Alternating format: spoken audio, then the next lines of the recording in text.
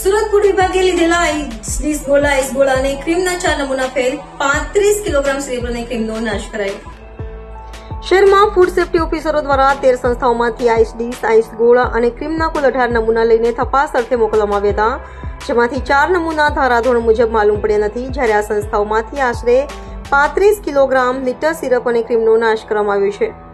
મળતી માહિતી મુજબ સુરત શહેરમાં ફૂડ સેફ્ટી ઓફિસરો દ્વારા ગત 3 એપ્રિલના રોજ શહેરી વિસ્તારમાં આવેલી સંસ્થાઓની સ્થળ તપાસ કરીને કુલ 13 સંસ્થાઓમાંથી આઈસ ડીશ, આઈસ ગોળા અને ક્રીમના કુલ 18 નમૂના લઈને પૃથ્થકરણ માટે પબ્લિક હેલ્થ લેબોરેટરી સુરત મહાનગરપાલિકા ખાતે મોકલી આપવામાં આવ્યા હતા, જે પૈકીના કુલ 4 નમૂના ધારાધોરણ મુજબ માલુમ પડ્યા નથી. આથી આ સંસ્થા વિરુદ્ધ એક્ઝિક્યુટિંગ ઓફિસર મ્યુનિસિપલ કોર્ટ સમક્ષ ફરિયાદ દાખલ કરવામાં આવશે.